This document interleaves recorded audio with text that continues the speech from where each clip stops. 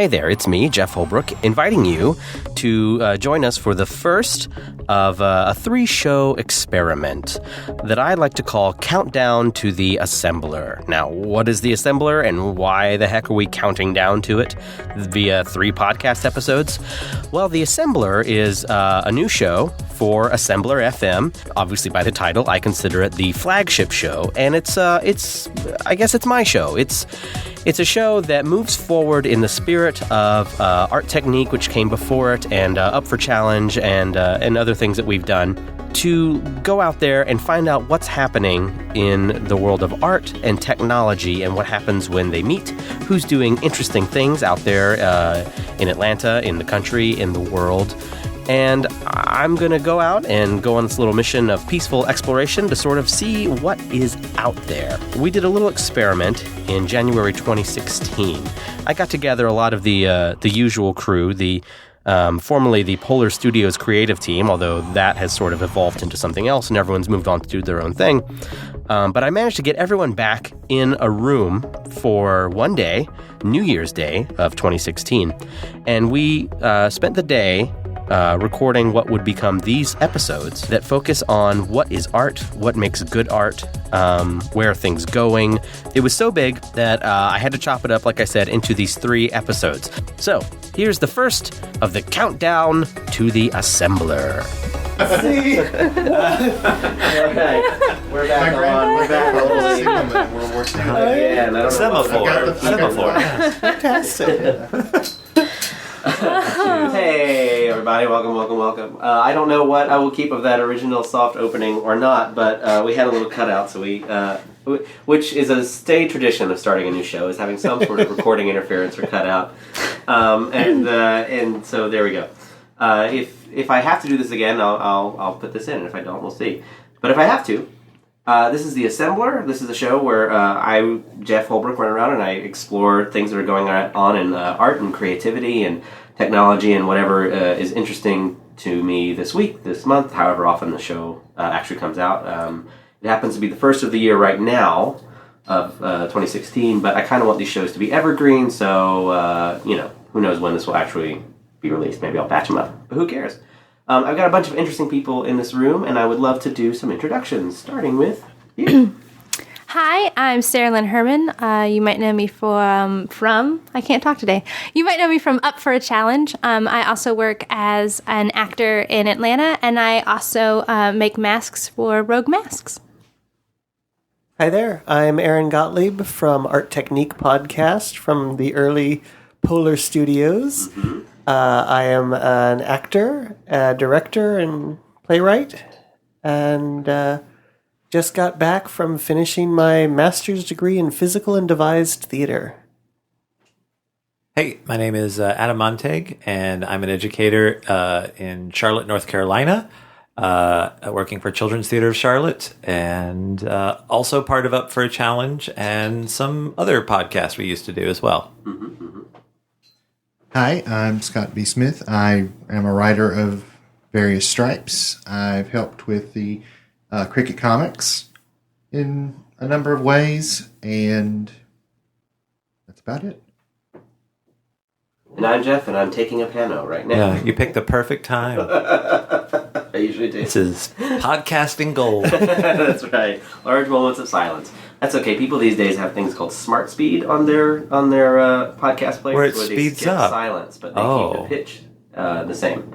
That's and nice. You can also you can skip silence and increase the speaking rate as I've well. seen the increase the speaking rate. Or if skip opinions you don't agree with. You just don't even have to listen to them anymore. You can just... Yeah, We wouldn't challenge or reevaluate our positions on anything. With new information. Yeah. Agreed. All right, well, this has been fun. Everyone flip a table and go home. Done. Take your toys and go home. I'm so excited to have everybody here because you all have different interests. We have overlap, obviously, because we know each other and we're friends, and I'm doing that. I am just embracing the fact that I'm doing that, get my friends together to make a internet radio show.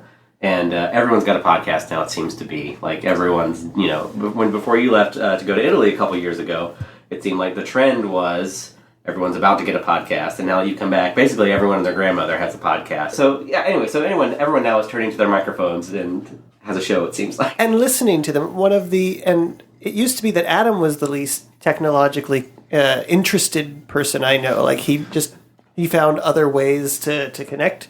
And I've met in my European cohort somebody who really is still struggling with the basic concepts of email. And he listens to podcasts. I mean, he listens to even, niche, weird podcasts. He's currently got one that's going through like a line-by-line analysis of James Joyce's Ulysses. oh wow, And the like Irish would say, saying... greatest novel ever written, Right. Ulysses. Ulysses. That's how they pronounce it. So he's doing a line by line. Yeah, and like, well, this word was chosen because it could mean any of these 6 things, and he's just fascinated with this minute detail exam of the book. Because people are into what they're into now, and everyone's 15 minutes of fame has come, right? Everyone has some kind of platform now if they want it, if they're into that. Anyone can publish a book on Amazon. Anyone can slap together a podcast or radio show or whatever you want to call it. And like when I look at who is participating in our stuff, back when we used to look at the Libsyn, you'd see that you're getting downloads from all over the world, and we thought that was really neat, and that was really, that's cool, and you feel special for about 2 seconds, and then you realize, wait a minute, I think everyone is getting downloads from all over the world, or I would like to at least assume that that's the case. And rather than that making anything that we produce not feel so special, that actually engages me more, because it's like, if everyone out there in the world is putting some little thing out there, and someone else from some other part of the world is picking up, just counting the robots, the spam robots or whatever, if everyone is out there even picking up one little idea from somebody else, even if it's for like 15 minutes, I think that's pretty neat, but I don't know that we're going to see the effects of it for a long, long time. Yeah, do you know what I mean? I think it'll be like tertiary effects, like things just grow in the kind of world consciousness because we've all been swapping these ideas. Yeah. Do you think there'll ever be the critical mass of there's just too many ideas out there that it just becomes noise? You know what I mean? Good. Like, because Yep. I mean that's it feels like that's what books and academic and things. It's still shiny and new enough that people are doing it for the first time, as opposed to I guess it being sort of this ubiquitous thing that you grow up and it's just always there. Yeah. Mm-hmm.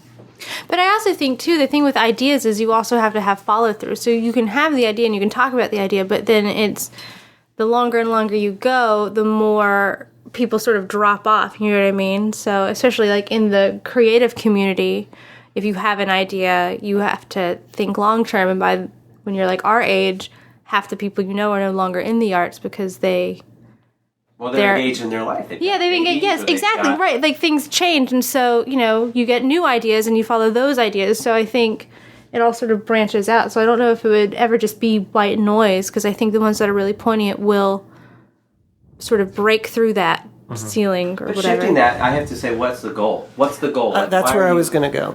Yeah. Okay. Well, there you go. Take it and run with it. But I was wondering, why do you make the thing? Yeah. Does it matter to you as the speaker that it is heard by the most people, the right people, or just needs to be out there available to be heard? Sure. Is it therapy, or is it art, or is it... Why are you doing it?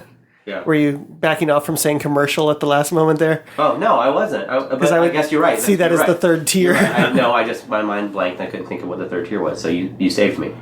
So what I'll do is I'll leave a blank space. I'll say commercial, and I'll just put that in. And Aaron gets completely cut out. He's like... This is the show where I assemble everyone else's brilliant ideas and then turn it into a monologue by the end of the piece. Just like George Lucas. Like that thing Aaron said is really good. Good segue. We definitely hit that. Well, I'm interested. I was hoping that you would pull that in there, because you're usually the guy that comes in with the how much is it just noise? How much is it and I not to be like the. God, I can't believe I'm this guy. Not to be like the you're going to be the optimist for arts guy. Yeah, I guess I am. Yeah. But okay, I don't know that it's great to just do it for therapy. Maybe the first time it is. Maybe like, okay, I need to just put something out there. Like the people that will write one song. Oh, there goes a gel. well, like the people that will write a song, and they'll write it once and they'll do it at No Shame or some venue like that. And then they did it. And okay, I did it. It was a thing. Okay, I was so scared, and I did it or whatever. And Only the first one's impossible. Well, yeah. But there's a level of like therapy to that, right? Sure. There's a level of, can I do it? I did it. I got this, whatever it is sitting on my heart. I got it out, right? If you only continue doing it for those reasons, not that they're not valid, but that seems a little... masturbatory. I wasn't going to say it, but that's exactly what I was thinking. I knew you were trying to dance around that. Trying to get around it, but yeah, it does. Cathartic. Mm-hmm. Maybe this makes me feel good, and that's one thing. But I do think that certain kinds of art are validated by having the second side of the channel, which is you need to make it for someone. Mm-hmm. And I'm starting to wonder, well, how many someone's, what's the size of the audience anymore if everyone is now in a position where it is easy to create stuff and people do, everyone's got an idea. Everyone's got an idea. Everyone wants to make something. And if 2 or 3 people hear it, is that a waste of their time or is that okay? I don't have an answer. Well, I don't think it's a waste, because even if 2 or 3 people hear it, while maybe that's not your ideal, it's still affecting change, right? I mean, think about a lot of the great poets and artists who didn't hit fame until after they were dead. You know what I mean? They weren't appreciated then, and now they've had some of the biggest impacts on like art history. Like I think of Van Gogh, who was... I was thinking of that too, just because I watched that Doctor Who episode the other day. Oh, were you? Yeah, No, so I that's haven't exactly even... where my brain went. But like really and truly, because everyone laughed at him and didn't appreciate his work and his vision until... But he couldn't hear what they were saying. It was gone. He couldn't, because, he chopped one ear off and then, went out into that cornfield. But but a lot of poets have the same thing. I mean, Emily Dickinson wasn't, appreciated until after she died, and someone found all of her little scribbles. Can you imagine if Emily Dickinson had something like a live journal back in the day, or would Emily Dickinson ever have gotten? I know her stuff was, you said, posthumous, but like, would we care if that same feelings and emotions that she had that created these things that she written down and kept to herself had been published out somewhere on the internet for everyone to troll and everyone to comment on, and for her to feel this kind of cynical backlash of, well, maybe I shouldn't have shared that. Like, But I also don't... I mean, I think you have to look at the personality, because, I create stuff, and I don't usually talk about it on social media, which is probably, I guess a detriment, because I'm horrible at marketing myself, but it's also sort of like, I don't think I want it to get lost in the fray, and I don't want it to sort of get, not brought down, but it's like when you have people from everywhere who have access to it and they don't always have the right context, then your vision or your idea can get muddled. And I think that's what every artist, struggles with. Like, playwrights always talk about, once you write the play, then like you've written it, but it's then the director's vision and then the actor's vision that add another layer, and you can't change the interpretation of it. But once you've done it, you put it out into the world, and however the world receives it is sort of not up to you. I think we're dancing around the idea of community, and maybe what that is now versus what that's been ever before in the history of the world, right? Because now everything's getting documented, like everything, all the minutia, all the crap, all the noise, right? And all the signal. But I have a problem with cynicism now. Like, I have a problem with, I don't mean personally that I'm personally cynical. I mean, I have a problem with how much art is created with a wink and an elbow, or ironically, or how everyone seems, not everyone, I'm generalizing, but how I feel like there is that it's maybe not okay to be genuine about something. Say, hey, this is the thing. This is the thing, and I made, and I believe in this, and this is it, and this is what it is. And, maybe it's a fluff piece, and I'm super happy about it, or maybe it's, this really serious painting that is completely amateurish, but like I'm really proud of it, and as opposed to this, oh well, here we go. We made this. You see this a lot on television shows. I think we made this show, and it's a very smart show. But can it be a smart show without being a cynical show? And one show that I think right now is a smart show without being a cynical show is actually The Muppets.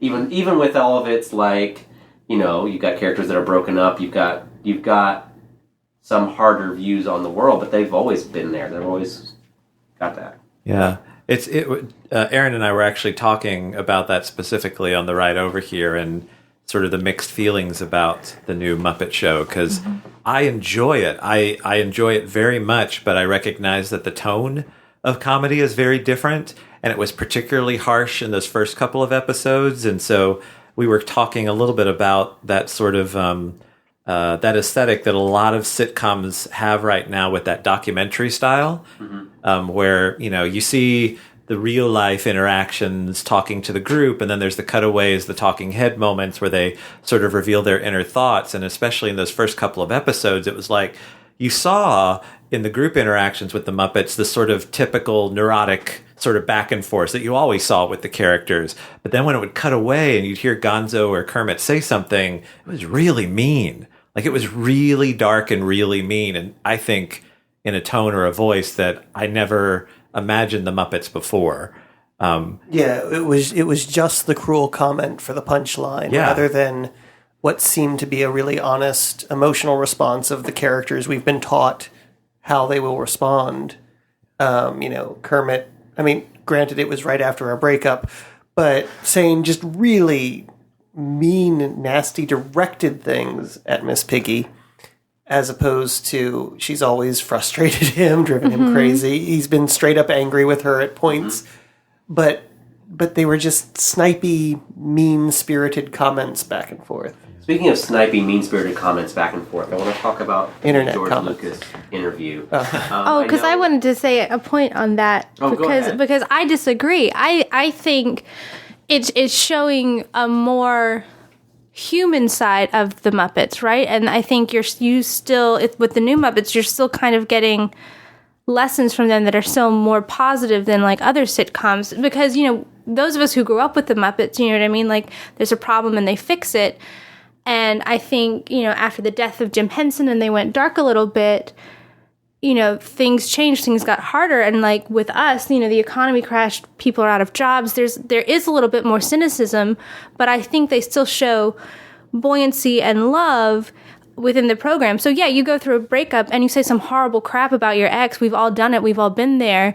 But that doesn't represent who we are as a whole. And I think it shows a very human side for the Muppets and sort of their audience where they might be at right now. You know, of like, oh, you went through a breakup. Okay, so it wasn't your best moment, your best shining moment, but you're still redeemable. You're still and that's what it feels like at the end of each episode. They land in a sincere place, but there's a lot of sort of sniping that is atypical, I think, of the classic Muppet or whatever you want to call it.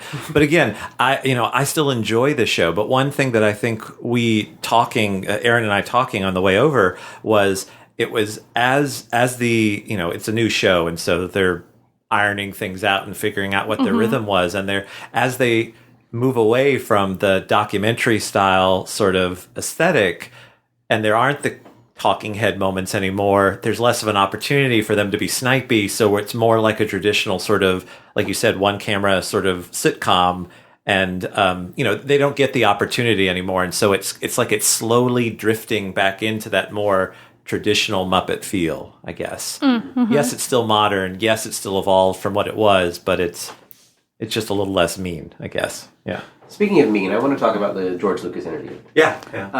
So I know that I do want to keep the show evergreen, but I think I'll put a link to this in the show notes. I want to talk about the George Lucas interview after the break. What I'd like to do is we're going to take a quick little break, and while we're on break, I want us to think about three things. If you've seen the George Lucas interview, we're going to talk about it. The one with Charlie Rose. The one with Charlie Rose that happened at the end of 2015, in December. And whether you have or you haven't, I want you to think about these two things. Pick the one that speaks to you, I guess. What's wrong with art? What's wrong with it?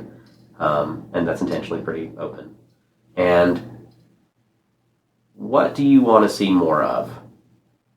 What's happening right now that you want to see more of? Be it an actual title, product, event, feeling, whatever. So we'll talk about that after the break. Okay, everybody, that was part 1. Come back for part 2 next week. And I'm not going to talk anymore, but I will see you next week as we do part 2 of the countdown to the assembler. Bye, guys.